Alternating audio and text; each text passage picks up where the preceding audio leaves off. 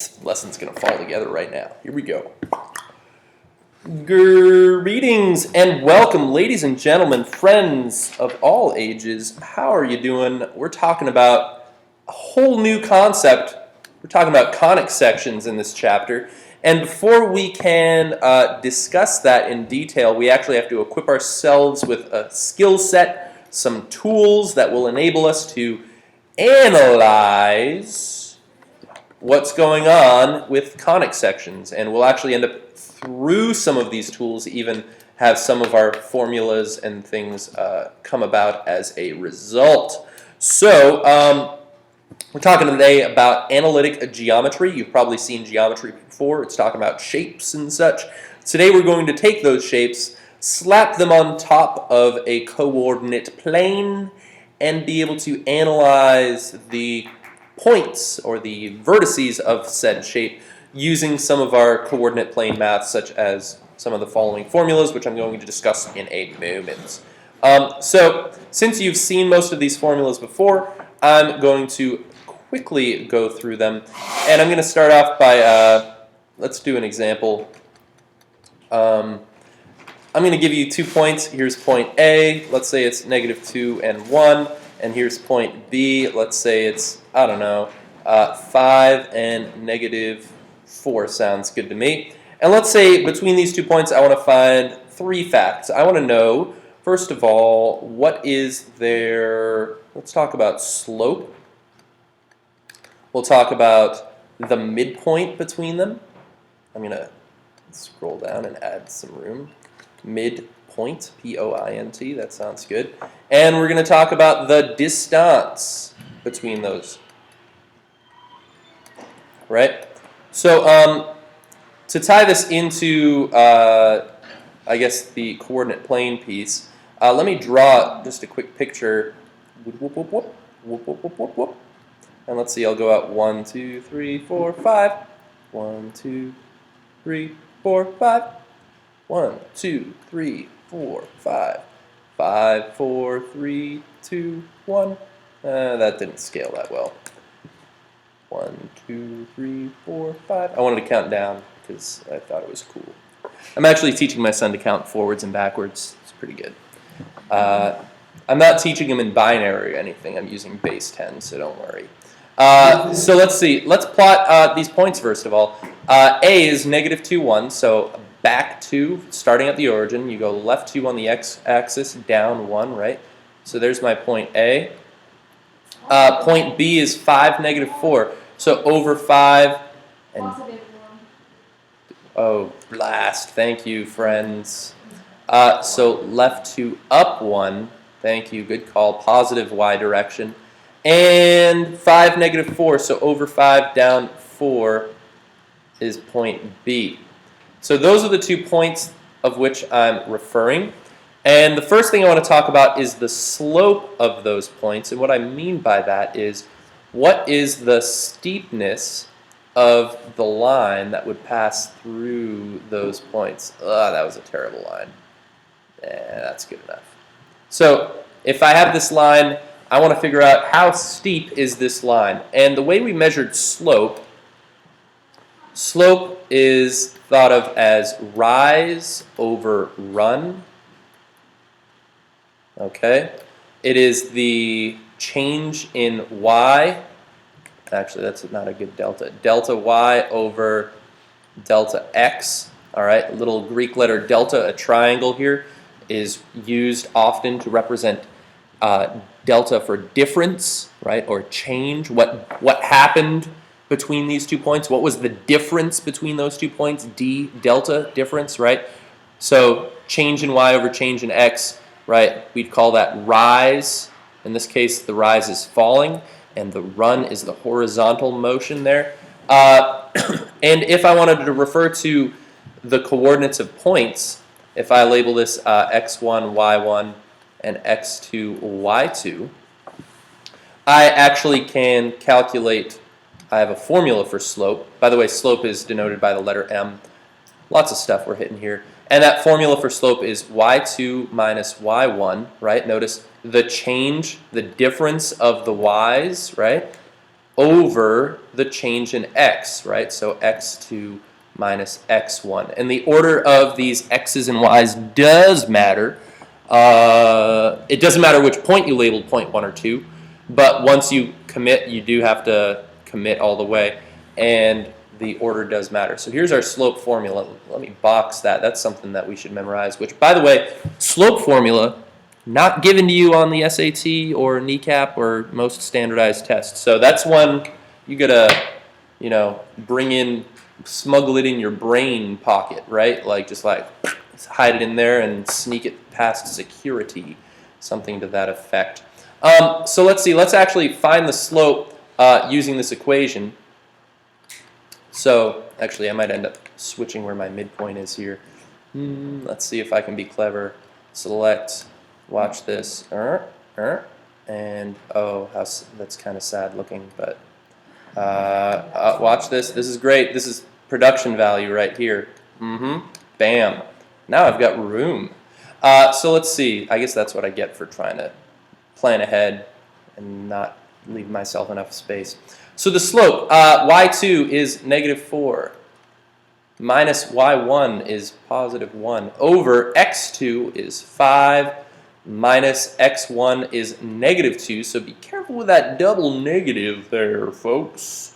So -4 minus 1 gets more negative, that's -5. 5 minus a -2 is +2, so that's +7. I can't reduce this fraction, so -5/7 is my slope. Now, what do I actually mean by that? I mean that between any two points on my line, you can travel between them by going down 5 units. So there's 1, 2, 3, 4, 5, right? So that's down 5 units. That's my rise. In this case, my rise is negative, so I'm falling. And then I can move over 7. So 1, 2, 3, 4, 5, 6, 7, right there. So the run, or the horizontal difference, was 7. And if I do that, I land on a point back on the line. And in fact, I could actually go down 5 over 7 again, right off the image here, and I would land on another point on the line. And in fact, kind of cool, I wouldn't normally write it this way, but you could also have +5 over -7. So I could actually go up 5 and backwards 7 and also land on a point on this line that way. So that's kind of sometimes a tactic that can be used that can be helpful. So slope is one way of analyzing kind of a line segment or a line between two points, right? So that's one of the tools in our arsenal, right? The next thing we're going to consider is the midpoint. So what am I referring to in the midpoint of this picture? I'm referring to where is the middle between those 2 points. So there's MP, the midpoint. And what do I mean by midpoint? I mean that the distance from one end to the midpoint is going to be equal to the distance from the other end to the midpoint, right? These little tick marks are used to indicate that this segment is equivalent or congruent to that segment there. The distances are the same, in fact. All right, so there's the midpoint, right? Where's the middle between those points? And middle, actually, the easiest way I think of midpoint is it's the average of the x's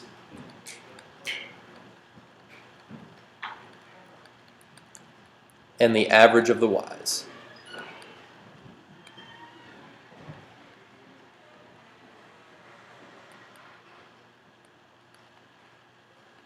So that's my little perception of it. The formula for midpoint, MP, equals, now it represents a point, so I just want to point out that it has to have an x and y coordinate, all right? The slope was a ratio, okay? Midpoint is a point, so I'm expecting the midpoint to have some sort of x and y associated to it, right? So I'm not expecting the midpoint formula to just give me a single number. In fact, I want two numbers separated by a comma and surrounded by parentheses. So that formula looks like this. So it's going to have parentheses, it's going to have a comma, and close parentheses, right? Because it's going to be a point. And the x-coordinate is the average of the x's. How would I find the average of these numbers? The average of my x's. I only have 2 of them. Add them up, divide by how many they are. There are 2, so divide by 2. Exactly. So the midpoint formula is x1 plus x2 over 2 gives you the middle x-coordinate. All right, in this case, it's actually going to be a decimal. That's fine, though. That's fine. Decimals exist. We're happy with them. And the average of the y's, what do you think I would do to find the average of these y's? Add them together, divide by 2. Perfect. Right? So I don't actually memorize the midpoint formula. I understand the concept. And then I'm just like, oh, I got this. I got this, right? And let's see. Here we go. Here we go. I'm doing my sad little swoop. Ah, so sad. Don't look at the white behind the scenes. Oh no. So here we go. All right. So the midpoint, I'm going to have to calculate.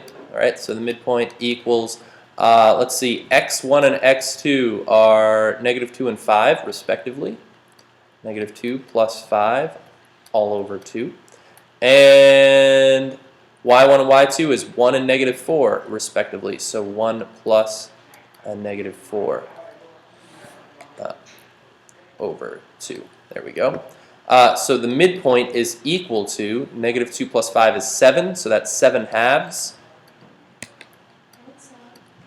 Nope, nope, nope, it's not. -2 plus 5 is 3. That's 3 halves. There we go. And 1 plus -4 is -3, also over 2. So I could write it as fractions, or I could write that as 1.5 comma -1.5. Let's see if this point actually makes sense to us according to our graph. So if I go, let's see, so for the midpoint starting at the origin, go over 1.5 right there, and down 1.5 and right there. So notice it does appear to, bam, land right where I wanted it to. How great is that? Good stuff. So that's the midpoint. So the midpoint, remember, would be coordinates of some sort of x and y, right? Slope is a ratio of change in y over change in x. And the last thing I'm going to talk about is distance. And what do you think distance would be represented as? Am I expecting a ratio? Am I expecting a point? What kind of answer would I expect?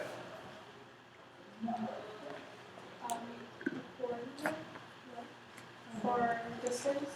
Yeah. Yeah, distance is just going to be a plain old number. Let's see, so distance, what color should I use? Numbers, colors. I'll use this dark blue here. So if I want to find the distance between A and B, I'm referring to the linear distance between those two things, right? So the distance, and that's going to equal some number, right? More specifically, it's going to be a positive number because we believe numbers are positive. If it had a negative with it, the idea of a negative distance can exist if you're talking about vectors, which have both length and magnitude. However, in the case of distance, we believe them to be positive. And in fact, the Greeks approached pretty much all of mathematics through the window of geometry, and they actually very rarely, as a result, used negative numbers. And that's, yeah, stuff like that. So that's why, like in the case of square roots even, that they didn't believe in the square root having a negative answer. They only were interested in the positive answer because they were actually interested in the what is the side length of a square whose area is this. They didn't expect a negative answer to come from that. So the distance formula, I'm just going to jump right in and give it to us. I told in a previous video that the distance formula is a cousin to the Pythagorean theorem. And I semi-derived it there. But here is the distance formula, like that, and it gives us a plain old flat number. All right, so let's for this example calculate our distance.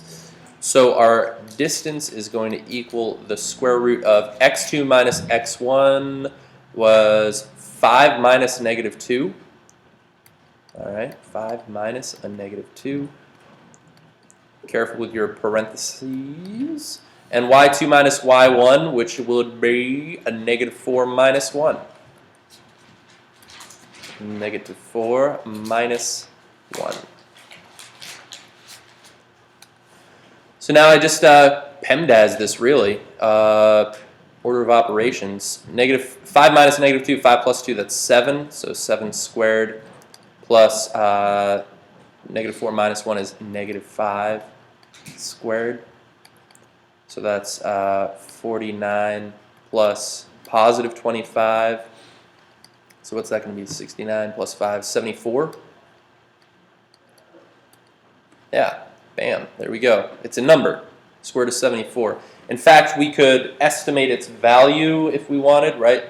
It's somewhere between 64 and 81.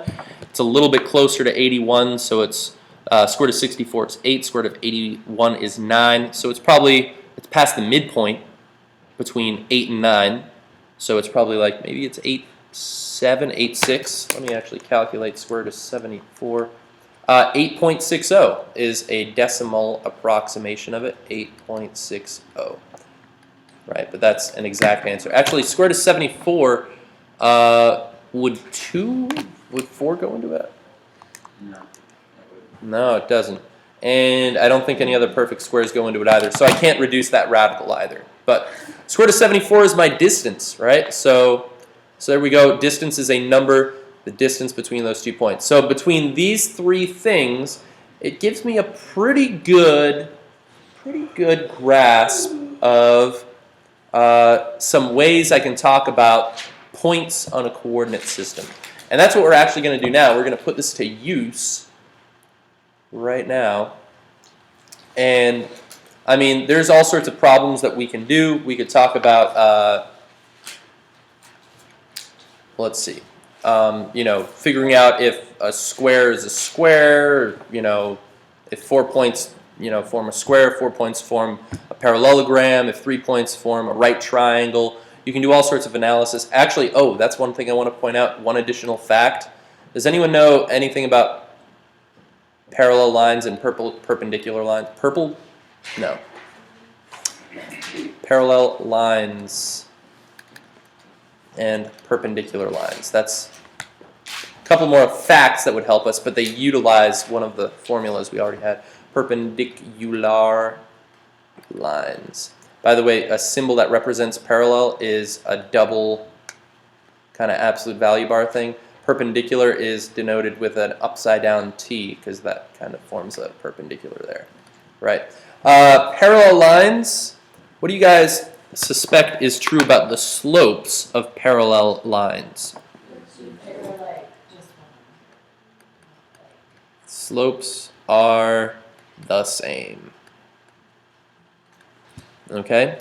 And less obvious, but nonetheless equally true, what do you think is true about the slopes of perpendicular lines? Not just opposite.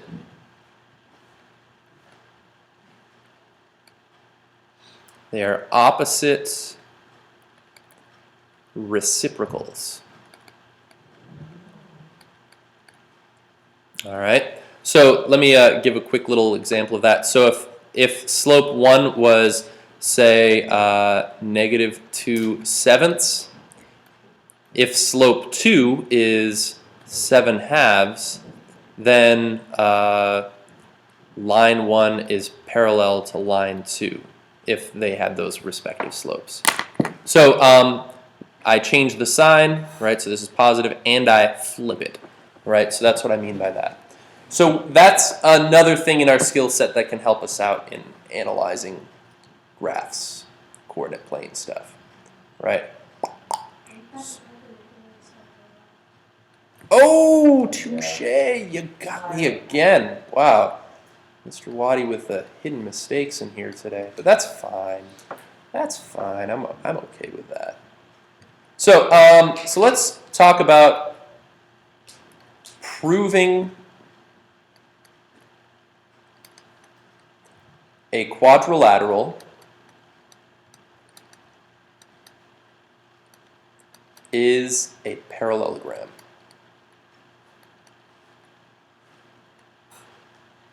Okay, so I'm guessing the first thing you might need to know is what's a quadrilateral and what is a parallelogram? That would be a good place to start. We might not actually get to doing a problem of this today, but I'm going to talk to you all about the ways to do it.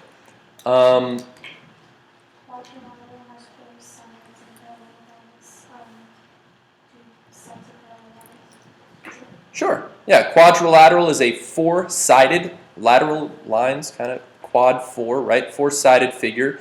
So things within quadrilaterals are kites and rhombuses and squares and rectangles, parallelograms, things like that. You could also have irregular quadrilaterals where it's kind of like our polygonal convex set from the test that we just went over, where it's just like some crazy arrangement of four sides, right? They weren't the same length, they didn't meet at right angles necessarily, right? There's no relationship really between them other than that they made four sides.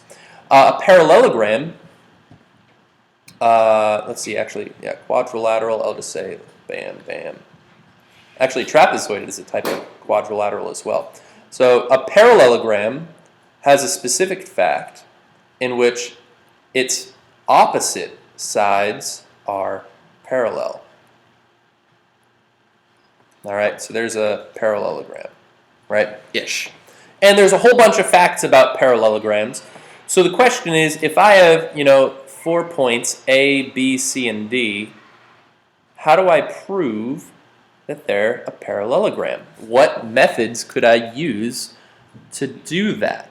And the first way you could do it, you could show that both pairs of opposite sides are parallel.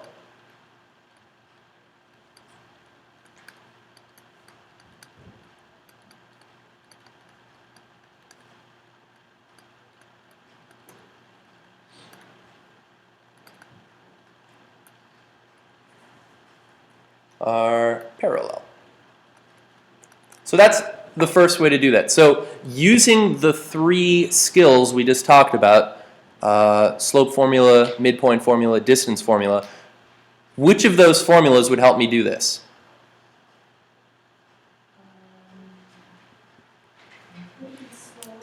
Slope formula, right? If I found the slope of all four sides, and if, say, two of the slopes, the opposite sides' slopes, were the same, then using this fact, I'd know that those lines are parallel. And if the other pair of segments also had slopes that were the same, then I'd know that those are parallel. So the way you would do this is 4 slope formulas. Right? So you'd have to actually find the slope of AB and CD and BC and AD, and it would be a little bit of work, but that would be one way you could prove it. Way number 2, show that both pairs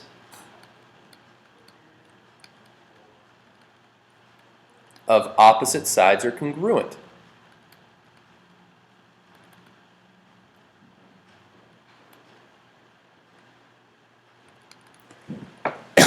Congruent means that they are the same. All right, so if I want to show that AB here is congruent to CD and BC is congruent to AD, it turns out if I do that, by default, the only way I could arrange those, as long as they were opposite sides, would be a parallelogram.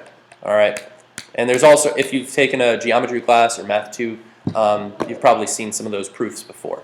So if I'm doing this using analytic geometry, and I want to show that AB is congruent to CD, which formula would help me do that? Distance formula, right? If they have the same lengths or the same distance, So I'd have to find the distance of AB, the distance of CD, the distance of BC, and the distance of AD, right? And that would do it. So that would be 4 distance formulas.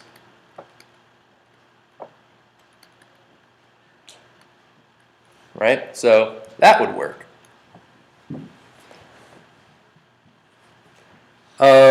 There is another way to prove it here, but we don't have the skills until we get some more trigonometry. But it turns out if you can prove that both pairs of opposite angles are congruent, if I could prove that angle A is the same as angle C, and if angle D is the same as angle B, then I'd be able to also prove that this was a parallelogram. However, none of our current formulas allow us to do that effectively. Although eventually there will be a way to take coordinates and find angles between them, but that requires some trigonometry. So that technique we won't be able to use right now, but let's consider this one. Let's see. Let's see. Show that one pair of opposite sides is both parallel and congruent.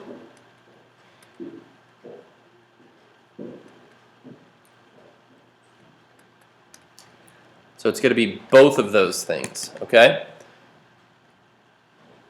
So what I'm referring to is this. If I could prove that BC is parallel to AD and that BC is congruent to AD, the only way I could draw the other segments, the other sides, would result in a parallelogram. It's the only way for that to happen. So what formulas would allow me to prove parallelacity? That's not a word, but that's okay. What formula would allow me to do that? Slope formula, so I'd have to do 2 slope formulas. And what would allow me to prove congruence between those sides? 2 distance formulas. Right?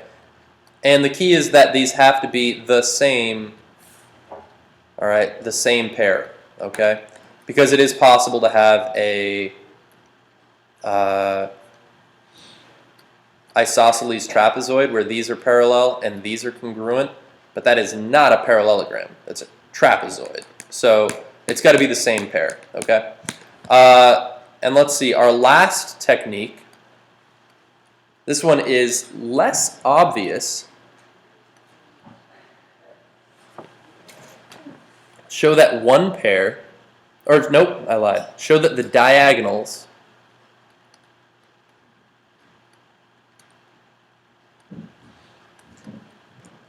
bisect each other.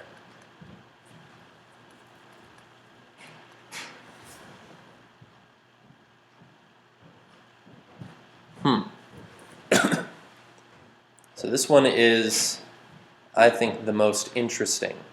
So what I'm saying is, if I drew this diagonal and this diagonal, this would be cut in half, and this would be cut in half. All right, so this length and this length don't have to be the same. It's just that they had to cut each other in half. Okay? So what do you think we could do to show that? Well, I could find the midpoint. So let's say I found the midpoint of one of those. So I mean, I could find the midpoint, and then you could do 4 distance formulas, but that wouldn't be any fun. But more interesting, what if I was just able to find the midpoint of this one, and say it was there, and the midpoint of this one, all right? And if they were 2 different midpoints, what would that tell you? Right? That they're not bisecting each other, right? Because the midpoints would have to be what? The same point. So if they were both the same point, that means this point is cutting this in half and this in half.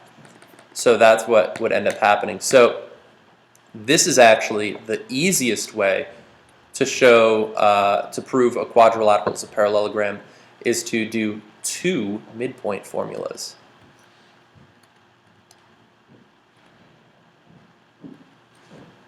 And by doing so, if you show that the midpoint is the same for each, you actually have proven that by definition of midpoint, that each of those segments are now cut in half, and that since the midpoint is the same for both, you do in fact have a parallelogram. So, so a lot of our work, with this, we're all just going to use kind of the lens of parallelograms looking at this. We're going to be kind of like just focused on this one thing, but it's going to give you enough skills in kind of using analytic geometry to do this. So unfortunately, I don't have time in this video to add an example of that, but we're going to practice some in class, and we'll be good. So thanks everybody. Have a great day.